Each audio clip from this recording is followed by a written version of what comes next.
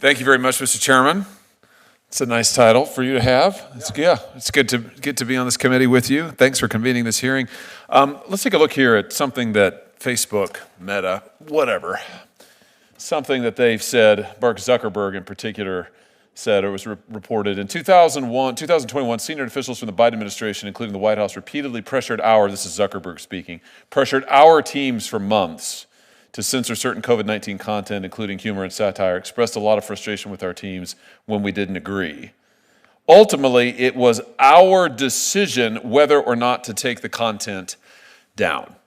Now, the point that I want to get at, and maybe I'll start with you, Ms. Hemingway, because you and your outlet were a target of a lot of this and were censored left, right, center. You personally were censored.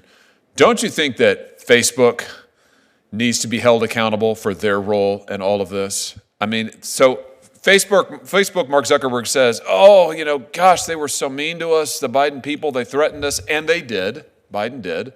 Was that unconstitutional? I think it was. This is why that Supreme Court case that we've been talking about today, the Missouri case, is so significant. But isn't it also true that, as Zuckerberg himself says in the statement, it was their decision, they owned it, and truthfully, Facebook and others have a pattern of censoring long before this, the Hunter Biden laptop story. They gleefully, willfully censored on their own. They have been avid participants in this censorship campaign. Would you agree with that, Ms. Hemingway? Yes.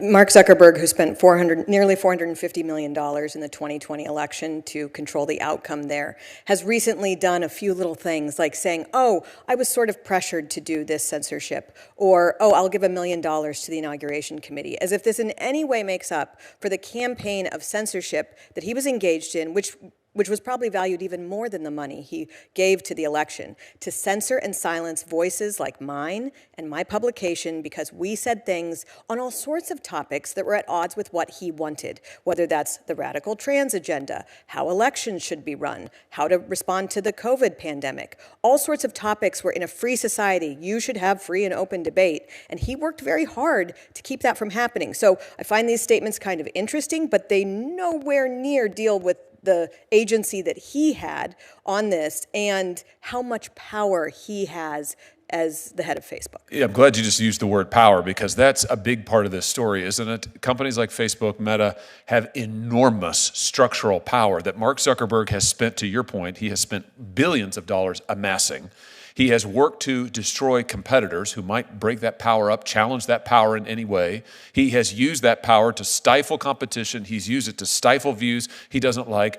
This is a textbook example of what happens when a monopoly that has a political agenda, in this case a very hard-edged political agenda for years, when they use that monopoly in order to try to control other competitors and also to try to control the information that flows to the American people. Do I have that right, do you think? Yes, and the political system itself, which had previously been so supportive of him, and the work that he did to silence, again, not just in the election sphere, but those journalistic voices that were countering his preferred policy objective. This is just terrific, and you are perfectly placed to talk about that and to bring this to light. I think it's so vital that we don't lose sight of the role that these massive companies, and there's just a few of them. I mean, it's Google, it's Meta, that the control that they have amassed and that they have used to try and dictate, frankly, what Americans can see. And we know in the case of Google, we've had testimony in this committee and subcommittees before, Google has rigged their search results to try and influence independent voters and try to sway elections for years, and not just in this country. They've done it in other countries. They've done it in Australia. These are massive monopoly corporations that have political agendas that have been using their market power to try and influence. Actually, that's not strong enough to try and control outcomes in our political system. That is a problem. And I would just submit, until we deal with their power, this problem is going to persist. Thank you all for being here. Mr. Chairman, thank you for having this great hearing. Thank you, and that will conclude the hearing. I want to thank the witnesses for being here. Thanks for your testimony.